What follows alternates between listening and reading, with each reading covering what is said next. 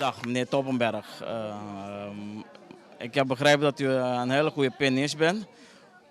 Dat is zwarte gezegd, maar u weet wel, ik ben amateur. En ik speel inderdaad de stukken van de Palms. Ik heb namelijk wel eens programma en muziek en een praatje.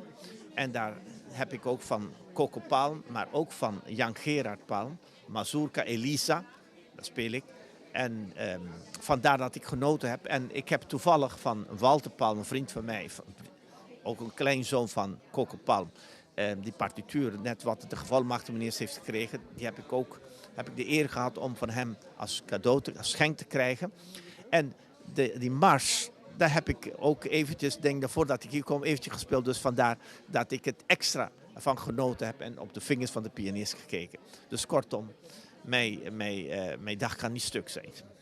Okay. Hoe kijkt u nou zelf terug op deze avond?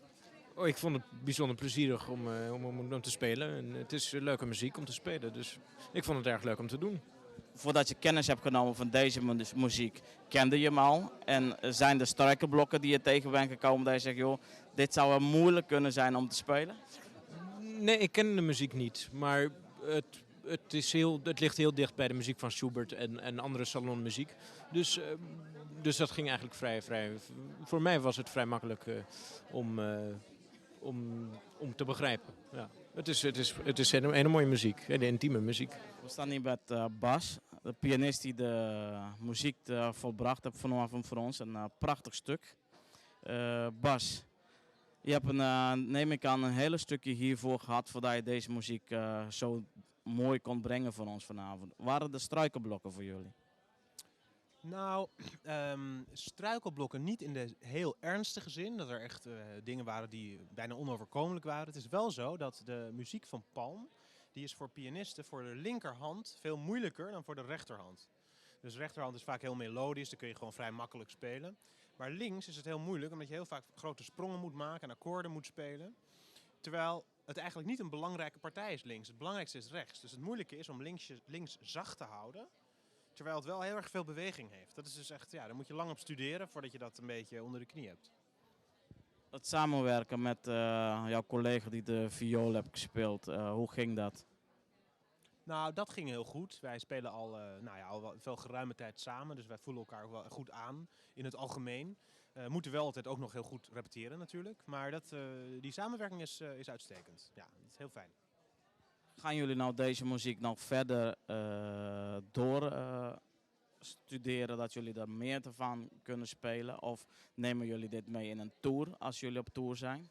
Nou, er zijn nog geen heel vaste afspraken over gemaakt. Het is wel de bedoeling dat we misschien een keer op Curaçao een concert geven met de muziek van onder andere Palm. Dus ja, dat is natuurlijk in feite een tour naar Curaçao. En dat is eigenlijk de vervolgstap. Maar daar moeten we nog concreter over worden.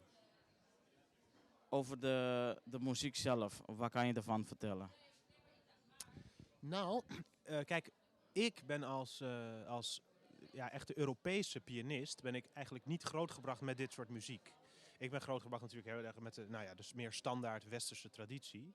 En het is voor mij heel intrigerend om Palm te spelen, omdat het aan de ene kant heel sterk typisch Curaçao is. Hè, dus het is vreemd voor mij in zekere zin. Er zitten elementen in die ik niet herken. Aan de andere kant zie je heel erg duidelijk zijn beïnvloeding door de westerse traditie. Dus het is zeg maar voor een deel vreemd, voor een deel herkenbaar. En dat maakt het juist weer heel intrigerend. Dus het is leuk om hiermee bezig te zijn. Waren er leerzame stukken voor u hier in deze traject? Nou ja, in die zin vond ik het leerzaam dat alle stukken die we hebben gedaan, zowel voor mij vreemde elementen hadden als vertrouwde elementen. Dus eigenlijk wat dat betreft was het een leerzame ervaring, ja. Oké, dank u wel.